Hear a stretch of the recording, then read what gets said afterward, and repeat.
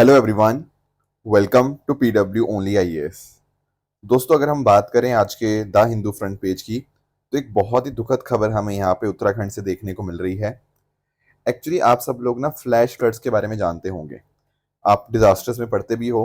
Actually flash flood में क्या होता है, बहुत ही कम समय के अंदर, हो सकता है कुछ मिनटों में या कुछ घंटों के अंदर, बहुत तेजी से फ्लडिंग हो जाना is known as flash flood. अब इसके कई कारण हो सकते हैं।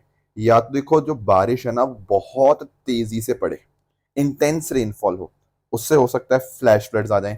या फिर कई बार जो हम बात करते हैं बादल फटना, that is known as cloud burst. जैसे 2013 में आप लोगों ने केदारनाथ का वो ट्रेजिक इंसिडेंट आपने सुना होगा, वो क्लाउड बर्स्ट की वजह से ही हुआ था। कई बार हमने ग्लेशियल लेक आउटबर्स्ट फ्लड की भी बात करी है। जब एक लेक, जो आपका एक ग्लेशियर का एक टुकड़ा होता है, वो अचानक से लेक में गिरता है एंड उससे पूरा का पूरा जो एक तरह से फ्लो है पानी का, वो अचानक से आ जाता है। और भी कई कारण हो सकते हैं, एक्सेसिव अर्बनाइजेशन की वजह से, एक्सेसिव डिफॉरेस्टेशन की वजह से, ये सब भी कहीं ना कहीं कारण बन सकते हैं। अब उत्तराखंड के अंदर बहुत तेजी से जो बारिश हुई in the region around the kheer Ganga river, इस वजह से हमें नोटिस करने को मिल रहा है कि यहाँ पर काफी लोगों की हमें डेथ देखने को मिल रही है। अभी तक ऐसा बताया जा रहा है कि 4 लोगों की यहाँ पे इस पर्टिकुलर इंसिडेंट में डेथ हुई है एंड लगभग 60-70 लोग ऐसे हैं जो कहीं ना कहीं मिसिंग है या फिर ट्रैप्ड हमें आज के समय देखने को मिल रहे हैं। बाकी देखो, 9 आर्मी पर्सनल है वो भी यहाँ पे मिसिंग है। उम्मीद यही रहेगी कि दोस्तों की यहाँ पे ज्यादा से ज्यादा जाने जो हैं वो यहाँ पे हम बचा पाएं, जल्दी से हमारा जो रेस्क्यू ऑपरेशन हो वो अकॉर्डिंगली यहाँ पे लोगों को सेव कर पाए। ठीक है ना। तो कोशिश ये करी जा रही है डिजास्टर मैनेजमेंट के ऑफिशियल्स के द्वारा भी कि लोगों को बोलें कि अपने एरिया को इवैक्यूएट करें जल्दी से जल्दी।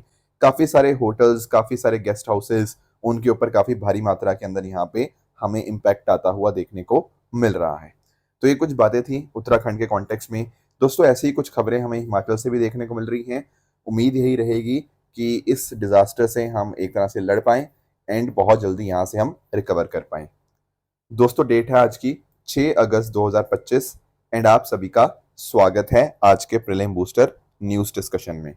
स्टार्ट करने से पहले मैं आप सबको बता दूं कि दोस्तों, हमारा जो सी सेट का बैच है वो यहाँ पर स्टार्ट हो चुका है।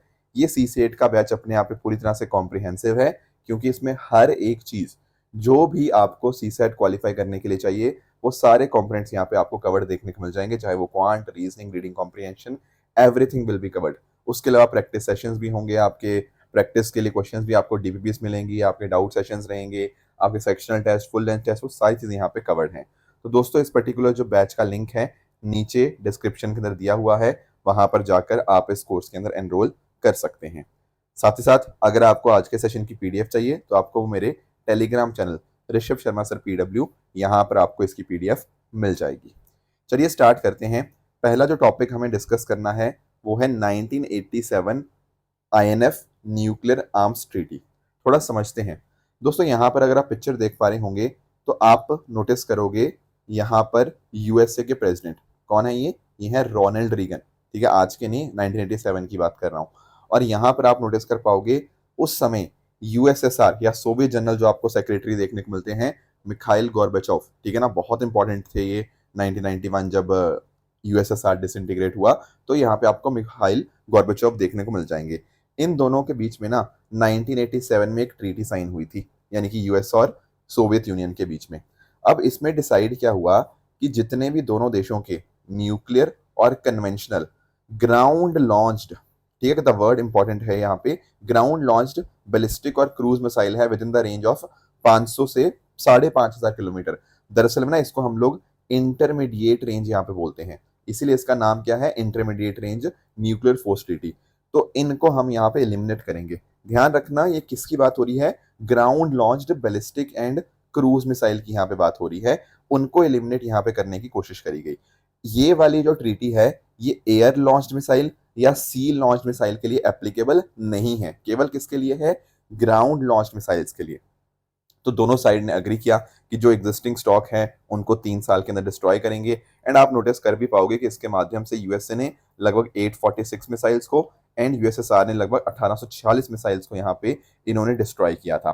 ठीक है, बाकी इस पर्टिकुलर ट्रीटी के अंदर ये भी लिखा हुआ था कि डेवलपमेंट करना, प्रोडक्शन, डिप्लॉयमेंट इन सब मिसाइल्स का, उसके ऊपर परमानेंट बैन होगा। एंड साथ ही साथ ऑन साइट इंस्पेक्शन भी सामने वाली कंट्री कर सकती है, ताकि दोनों देशों के बीच में एक तरह से ट्रस्ट बने। क्योंकि एक्चुअली आप नोटिस कर पाओगे एक न्यूक्लियर आर्म्स रेस छिड़ रखी थी, दोनों देश एक दूसरे से आगे बढ़ना चाह रहे थे न्यूक्लियर आर्म्स के कॉन्टेक्स्ट में, उससे नुकसान दोनों देशों को ही हो रहा था। तो ट्रस्ट बिल्ड करने के लिए यहाँ पर ये ट्रीटी यहाँ पे साइन करी थी 1987 के अंदर।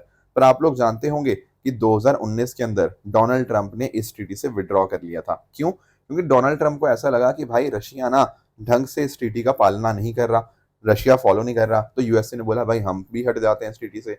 तो यहाँ पे यूएसए 2019 में हट गया था। अब यहाँ पे रशिया ने बोला है कि भाई अब जब यूएसए ही नहीं है यहाँ पे, तो हम भी कोई खास इससे बंधे हुए नहीं है। अब हमें अगर चाहिए होगा, हमें डेवलप करनी होगी इस तरह की ground launch ballistic and cruise missile 500 साढ़े 5,000 किलोमीटर की रेंज में, तो हम करेंगे।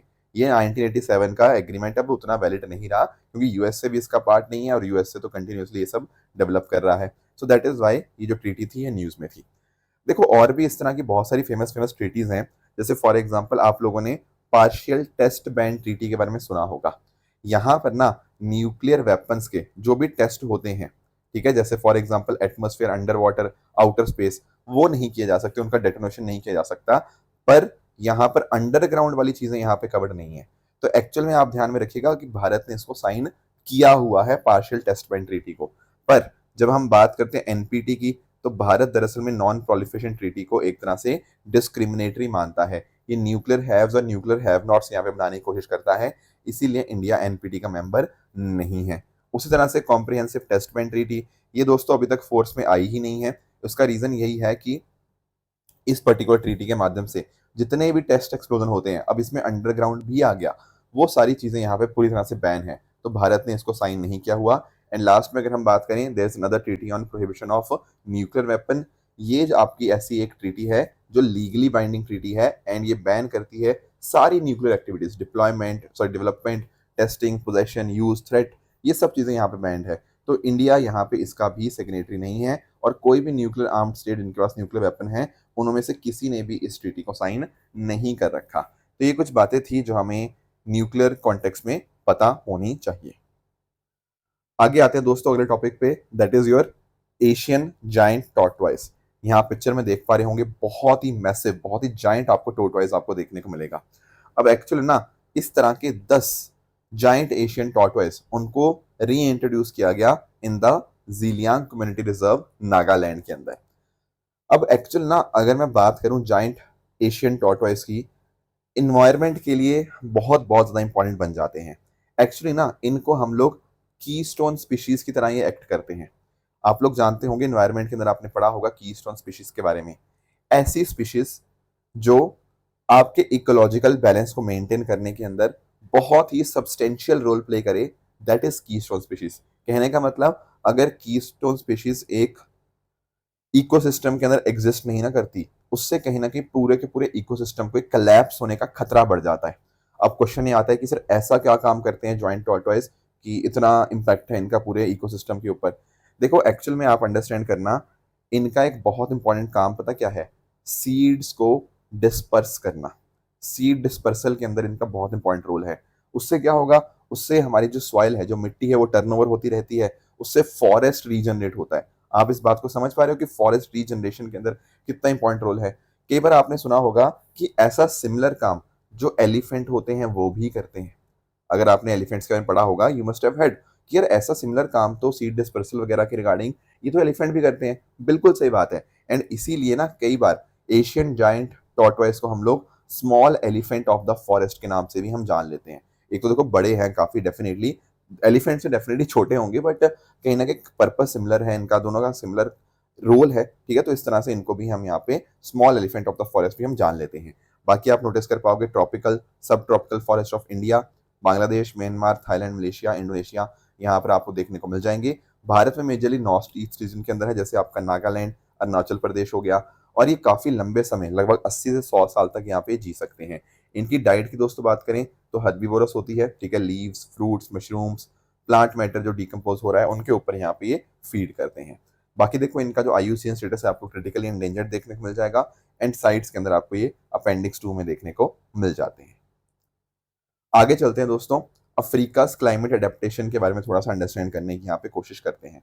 दोस्तों आप लोग जानते होंगे कि अफ्रीका के अंदर आपको साहेल रीजन देखने को मिलता है। ठीक है। अब साहेल रीजन की एक सबसे बड़ा जो आज के समय दिक्कत फेस कर रहा है ना, वो ये है कि यहाँ पे डेजर्टिफिकेशन बहुत ज़्यादा हो रही है। राइट। डेजर्टिफिकेशन की वजह से कहीं ना कहीं इन लोगों की ज़िंदगी के ऊपर बहुत बड़ा इम्पैक्ट आ रहा है, और ऊपर से ना ये फैलती जा रही है। अब इसको फैलता हुआ रोकने के लिए, डेजर्ट को आगे ना बढ़ने से लिए, हमने स्टार्ट किया था great green wall initiative. Basically 2007 के अंदर ना अफ्रीका के द्वारा ये ग्रेट ग्रीन वॉल इनिशिएटिव यहाँ पे स्टार्ट किया गया, ताकि 100 मिलियन हेक्टेयर जो कि आपके साहेल रीजन का डिग्रेडेड लैंड है, उसको हम यहाँ पे रिस्टोर कर पाए। तो इस तरह से लगभग ये 8,000 किलोमीटर का इस तरह से आपको स्ट्रेच देखने को मिल जाएगा ग्रेट ग्रीन वॉल इनिशिएटिव, जिसके माध्यम से डिजर्टिफिकेशन को रोकने की हम यहाँ पे कोशिश कर रहे हैं। अब डिजर्टिफिकेशन यहाँ भी हो रहा है और ये फैलता जा रहा है, इसको रोकने के लिए डेफिनेटली एफर्ट्स हैं। पर आपको यहाँ पे कंट्री का नाम देखना है, that is your Namibia. Namibia देखो साहिल रीजन से काफी दूर है, पर कहीं ना कहीं डिजर्टिफिकेशन का खतरा इसके ऊपर भी है। पॉइंट है सर, कैसे? बताओ ना कैसे, आप लोग बताओ, बल्कि आप ज्योग्राफी के स्टूडेंट हो। आप लोग जानते होंगे कि यहाँ पर आपको नमीब डेजर्ट आपको देखने को मिल जाएगा इस रीजन के अंदर। अब यहाँ पे इसका रीजन पता क्या है? एक फेमस ओशन करंट, जानते हो आप लोग इसका नाम? इसका नाम जो है वो है आपका बेंगुएला करंट। ठीक है। ये एक अपने आप में क्या है? कोल्ड ओशन करंट है। अब कोल्ड ओशन करंट होने की वजह से क्या होता है, कहीं ना कहीं यहाँ पर जो एयर है वो राइज नहीं करेगी, क्लाउड फॉर्मेशन नहीं होगा, क्लाइमेट जो होगा वो ड्राई होगा, उससे कहीं ना कहीं डेजर्ट बनने की यहाँ पे पॉसिबिलिटी काफी ज्यादा बढ़ जाती है। कोल्ड ओशन करंट एक तरह के डेसिकेटिंग इफेक्ट है यहाँ पे, ओशन को यहाँ पे आपका ना डेजर्ट को क्रिएट करता है। तो नमीबिया ने भी काफी कोशिश कर रहा है कि कैसे यहाँ पे काम किया जा पाए। जैसे फॉर एग्जांपल नमीबिया के द्वारा काफी अच्छा काम किया गया है डेजर्ट और ड्रॉट डिजर्टिफिकेशन को रोकने के लिए। फॉर एग्जांपल नमीबिया का जो एनडीसी है, नेशनल डिटरमिनेंट कंट्रीब्यूशन, तो उसके माध्यम से वो 91% एमिशंस को कम करेगा बाय 2030। सोलर और विंड एनर्जी के अंदर वो पैसा यहाँ पे डाल रहे हैं। प्लस कार्बन क्रेडिट को रेगुलेट करने के लिए उन्होंने नेशनल कार्बन मार्केट फ्रेमवर्क यहाँ पे लॉन्च किया है। Plus at the same time climate change के लिए नेशनल कमेटी। देखो ये सारी बातें ना अफ्रीका के कॉन्टेक्स्ट में है, तो इतना हमें डिटेल में नहीं जाना, पर आपको ये एग्जांपल्स अपने मेंस आंसर राइटिंग में आप इस्तेमाल कर सकते हो। खासकर उन्होंने बहुत सारे लोकल इनिशिएटिव स्टार्ट किए हैं। फार्मर्स ने वहाँ पे ड्रॉट रेजिस्टेंट क्रॉप्स यहाँ पे अडॉप्ट करी हैं। ड्रिप इरिगेशन का सहारा लिया गया है ताकि जो हमारी वाटर यूज एफिशिएंसी है वो बेहतर बन पाए। उसके अलावा ऑर्गेनिक फर्टिलाइजर का इस्तेमाल किया जा रहा है। सस्टेनेबल फार्मिंग की ट्रेनिंग दी जा रही है। इसके अलावा जो ग्रीन क्लाइमेट फंड का जो पैसा है, उससे कहीं ना कहीं क्लाइमेट फाइनेंसिंग के ऊपर फोकस किया जा रहा है। ग्रेट ग्रीन वॉल इनिशिएटिव के अंदर नमीबिया भी पार्टिसिपेट करता है। एंड इसके अलावा एक और इनिशिएटिव है AFRI 100। AFRI 100 is African forest landscape restoration initiative. ये AFRI 100 के माध्यम से क्या है, 100 मिलियन हेक्टेयर जो डिफॉरेस्ट एंड डिग्रेडेड लैंडस्केप है उसको रिस्टोर करना है बाय 2030। तो इसके अंदर नमीबिया का पार्टिसिपेशन है। ग्रेजिंग, रोटेशनल ग्रेजिंग यहाँ पे होती है ताकि कोई ऐसी जगह ना हो जहाँ पे इतना ज़्यादा ग्रेजिंग हो जाए कि बिल्कुल वहाँ से फसल ही खत्म हो जाए एंड सॉइल आपकी डिग्रेड हो जाए और वो डेजर्ट बन जाए। तो इन वजह से यहाँ पे आप नोटिस कर पाओगे इंडिजिनस ट्रीज वगैरह भी यहाँ पे लगाए जा रहे हैं। तो ये सारी अलग अलग चीज़ें कर रहे हैं, जिस वजह से अफ्रीका के अंदर आज के समय डेजर्ट को लड़ने के लिए काफ़ी अच्छा काम यहाँ पे किया जा रहा है। नेक्स्ट आते हैं, नेक्स्ट टॉपिक हमारे सामने है ग्लोबल एआई सिटी इंडेक्स। अब इसका क्या अर्थ? इसमें हम ये देखते हैं कि दुनिया भर की कुछ जो सिटीज हैं वो कितना रेडी हैं या कितना अच्छे से आर्टिफिशियल इंटेलिजेंस को अडॉप्ट कर रही हैं, कितना अच्छे से उसको डिप्लॉय कर रही हैं। तो अलग अलग यहाँ पे पब्लिक और प्राइवेट सेक्टर के डिफरेंट डिफरेंट इनिशिएटिव्स इसका क्राइटेरिया बनते हैं। फिर वहाँ पे कम्युनिकेशन इंफ्रास्ट्रक्चर का स्ट्रेंथ कैसी है, डेटा सेंटर है या नहीं, स्टार्टअप के लिए अच्छा इकोसिस्टम है, यूनिवर्सिटी का रिसर्च एंड डेवलपमेंट आउटपुट किस तरह से है। तो इस तरह से आप नोटिस कर पाओगे कि दुनिया भर की 100 मेट्रोपॉलिटन एरियाज को इस तरह से इवेल्युएट किया गया। किसने इवेल्युएट किया? By the counter point research Bengaluru. ठीक है। तो सॉरी, काउंटर पॉइंट रिसर्च ने यहाँ पे इसको किया। एंड उसके माध्यम से अगर आप नोटिस कर पाओगे ना, तो इंडिया में बेंगलोर जो सिटी है वो टॉप एआई सिटी यहाँ पे बनी है। तो बेंगलोर इंडिया में पहले नंबर पे है। और इसके अलावा अगर हम बात करें मुंबई, दिल्ली, चेन्नई, कोलकाता, ये 5 ऐसे शहर हैं भारत की तरफ से जो नेशनल टॉप 5 में आपको देखने को मिल जाएंगे। हालांकि बेंगलोर का रैंक कितना है? 26वां ग्लोबली है, पर इंडिया में सबसे इंपॉर्टेंट आपको सिटी एआई के कॉन्टेक्स्ट में देखने को मिल जाएंगी। दुनिया के अंदर Singapore, Seoul, Beijing, Dubai, San Francisco, ये टॉप 5 एआई सिटीज आपको देखने को मिल जाएंगी। तो भारत को दोस्तों जरूरत यही है कि हमारे एक अच्छा प्रॉपर रोड मैप हो, प्रॉपर रेगुलेटरी फ्रेमवर्क हो, ताकि जो आर्टिफिशियल इंटेलिजेंस का इतना ज़्यादा पोटेंशियल है भारत के अर्बन सेंटर्स के अंदर, उसको हम यहाँ पे यूटिलाइज कर पाएँ। तो आप देख पाओगे दुनिया भर में बैंगलोर काफ़ी तेज़ी से आगे ग्रो कर रहा है, रियाद सऊदी अरेबिया काफ़ी आगे चल रहा है, मतलब फास्टेस्ट ग्रो कर रहा है काफ़ी तेज़ी से, हांगझोउ चाइना के अंदर and São Paulo Brazil, these are the fastest growing AI cities, जिनके कॉन्टेक्स्ट में हमें ये कुछ बातें पता होनी चाहिए। नेक्स्ट आते हैं दोस्तों। दोस्तों एक काफ़ी दुखद खबर हमें देखने को मिली पिछले दिनों के अंदर झारखंड से। जो शिबू सोरेन जी हैं, ठीक है, उनकी यहाँ पे डेथ हुई एंड ट्राइबल लीडर के रूप में इनका बहुत इंपॉर्टेंट रोल रहा, ठीक है। ट्राइबल्स के राइट्स उनके प्रोटेक्ट करने के लिए इन्होंने बहुत लंबी लड़ाई लड़ी। दरअसल में इनका जन्म जो है वो 1944 में हुआ था नियर रामगढ़ झारखंड, एंड इनको ना दिशोम गुरुजी के नाम से भी जाना जाता है। दिशोम गुरुजी मतलब Guruji of the land. Basically actual में आप इस बात को अंडरस्टैंड करना कि इन्होंने ना अपनी जो लड़ाई थी वो महाजन्स के अगेंस्ट यहाँ पे लड़ी। महाजन मतलब आपके जो मनी लेंडर्स होते हैं। मनी लेंडर्स क्या करते थे, ट्राइबल जो हमारे फार्मर्स थे उनसे लगभग 2/3 प्रोड्यूस अपने पास रख लेते थे मनी लेंडर। ट्राइबल्स के पास कुछ भी बचता ही नहीं था, राइट। तो इस वजह से यहाँ पे शिबू सोरेन जी ने ट्राइबल्स को इकट्ठा किया एंड इंश्योर ये किया कि मनी लेंडर्स का ये जो इस तरह से एक्सप्लॉयटेशन चल रहा है इसको रोका जा पाए। एंड इसी वजह से ट्राइबल्स के अंदर इनके लिए बहुत बहुत बड़ी रिस्पेक्ट थी, एंड इसी वजह से इनको दिशोम गुरुजी का यहाँ पे टाइटल दिया गया। दिशोम गुरुजी मतलब गुरुजी ऑफ द 10 डायरेक्शन, 10 दिशाओं के जो गुरु होते हैं उनको दिशोम गुरुजी बोला जाता है। और ये संथल आदिवासी कम्युनिटी से बिलोंग करते थे एंड ट्राइबल के राइट्स के लिए उन्होंने बहुत यहाँ पे लड़ाई करी, एंड इस आंदोलन को धनकटनी आंदोलन के नाम से भी यहाँ पे जाना जाता है। तो फ्यूडल सिस्टम के अगेंस्ट, लैंड एलिनेशन हो गया, सोशल इनजस्टिस, इन सब के अगेंस्ट उन्होंने यहाँ पे लड़ाई लड़ी। 1973 के अंदर झारखंड मुक्ति मोर्चा यहाँ पे इन्होंने बनाई, को फाउंड करी, एंड कहीं ना कहीं इनकी डिमांड थी कि इनके लिए खुद का एक सेपरेट स्टेट होना चाहिए। एंड आप नोटिस कर पाओगे 2000 के अंदर वो डिमांड को माना भी जाता है जब झारखंड एक अलग से यहाँ पे स्टेट बन जाती है। तो इस पर्टिकुलर झारखंड मुक्ति मोर्चा के ये प्रेसिडेंट रहे 38 साल के लिए, एंड लोकसभा कई बार मल्टीपल टाइम ये इलेक्ट होके आए, पार्लियामेंट के अंदर भी, एंड 3 बार झारखंड के चीफ मिनिस्टर भी बने। हालांकि बहुत ही शॉर्ट ड्यूरेशन के लिए था वो कुछ कारणों की वजह से, बट बहुत बार इन्होंने पार्लियामेंट के अंदर and chief minister of Jharkhand के तौर पे काम किया। तो एक तरह से ट्राइबल के लिए बहुत इंपॉर्टेंट कॉन्ट्रीब्यूशन यहाँ पे रहता है। अगला टॉपिक दोस्तों हमारे सामने है, दैट इज योर अग्नि शोध। शोध आप जानते होंगे, जब मैं वर्ड इस्तेमाल करता हूँ ना शोध, शोध का मतलब होता है आपका रिसर्च एंड डेवलपमेंट। तो एक्चुअल में आप अंडरस्टैंड कर पाओगे कि हमारी इंडियन आर्मी के कुछ पिलर हैं, जैसे फॉर एग्जांपल टेक्नोलॉजी को आगे हम कैसे लेके जाएं, अपनी आर्मी के साथ कैसे उसको इंटीग्रेट करना है, स्ट्रक्चरल कुछ बदलाव होंगे, ह्यूमन रिसोर्स डिप्लॉयमेंट कैसे करना है, डेवलपमेंट कैसे हो गया, एंड साथ ही साथ हमारी जो तीनों की तीनों सर्विस है, हमारी आर्मी, हमारी एयरफोर्स, हमारी नेवी जो है, उनके बीच में आपस में सिनर्जी कोहेशन कैसे बढ़ाना है, ये आने वाले समय के अंदर हमारा फोकस यहाँ पे रहने जा रहा है।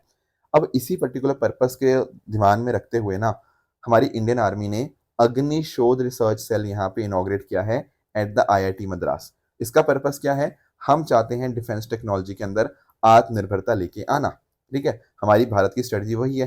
तो आत्मनिर्भरता तभी आएगी ना जब हम कहीं ना कहीं डिफेंस टेक्नोलॉजी के अंदर हमारी रिसर्च एंड डेवलपमेंट और बेहतर हो पाएगी, ठीक है। तो हम यहाँ पे चाहते हैं अग्नि शोध रिसर्च सेल के माध्यम से कि हमारी जो एकेडमिक एक्सेलेंस है उसको हम बैटलफील्ड इनोवेशन के अंदर लेकर आए। हमें चीज़ें पता तो है पर उससे नई नई चीज़ें बनानी आनी चाहिए, ठीक है। एक्सेलेंस को आप एप्लीकेशन के अंदर यहाँ पे कन्वर्ट करेंगे। तो यहाँ पे आईआईटी मद्रास रिसर्च पार्क हो गया, इसके अलावा और बहुत सारे अलग अलग एंटिटीज यहाँ पे जुड़ी हुई हैं। सबका नाम आपको ध्यान में रखने की कोई जरूरत नहीं है, पर आईआईटी मद्रास का डेफिनेटली नाम आपको पता होना चाहिए। इसमें इंडिया के और अलग अलग जो मिशन चल रहे हैं, जैसे India AI mission, chip to startup हो गया, प्रोजेक्ट क्विला हो गया, ये सारे इसके साथ यहाँ पे इंटीग्रेटेड आपको देखने को मिल जाएंगे। तो कोशिश यही है कि जैसे for example unmanned aerial system, quantum computing, cyber security, additive manufacturing, ठीक है, जैसे फॉर एग्जांपल आपका 3D प्रिंटिंग वगैरह हो गया, वो सब भी इसी में आ गया, वायरलेस कम्युनिकेशन, इन सब अलग अलग चीज़ों के कॉन्टेक्स्ट में हम चीज़ें अपनी बेहतर बन पाएँ, हमारी टेक्नोलॉजी अच्छी हो और हमारे जो आर्मी पर्सनल है, मिलिट्री पर्सनल है, उनकी अपस्किलिंग हो पाए, यानी कि उनमें भी हम क्या चाहते हैं, ह्यूमन रिसोर्स डेवलपमेंट हम यहाँ पे चाहते हैं। तो ये कुछ बातें थी अग्निशोध के कॉन्टेक्स्ट में जो आपको यहाँ पे पता होनी चाहिए, ठीक है दोस्तों। तो ये थी हमारी आज की डिस्कशन। अब यहाँ पे अगर हम बात करें ट्रू एंड फॉल्स स्टेटमेंट्स की, यहाँ पर आपके सामने कुछ स्टेटमेंट्स हैं, इनको आप पढ़िएगा, बताइएगा इनमें से कौन सा सही है, कौन सा गलत है। साथ ही साथ कल जो मैंने आपको होमवर्क दिया था, एक था फादर ऑफ द तिरंगा किसको बोलते हैं? दोस्तों महात्मा गांधी जी इसका आंसर नहीं है, इसका आंसर है पिंगाली वेंकैया जी। तो पहला स्टेटमेंट आपका यहाँ पे इनकरेक्ट हो जाएगा। यहाँ पे पूछा जा रहा है कि आंगनवाड़ी स्कीम, मतलब आंगनवाड़ी जो है किस स्कीम के अंतर्गत लॉन्च किए गए थे? The answer is it was integrated child development scheme 1975 में। तो ये सेकंड स्टेटमेंट भी आपके यहाँ पे इनकरेक्ट है। बाकी देखो बिम्स्टेक की बात करें तो बिम्स्टेक बिल्कुल बैंकॉक डिक्लेरेशन से यहाँ पे स्टैब्लिश हुआ था, तो ये स्टेटमेंट आपको बिल्कुल ठीक देखने को मिल जाएगा। ठीक है दोस्तों, तो ये थी हमारी आज की डिस्कशन। इसी तरह से आप सब लोग अपने एंड पे हार्ड वर्क करते रहिए। Thank you so much for joining, all the very best, thank you so much.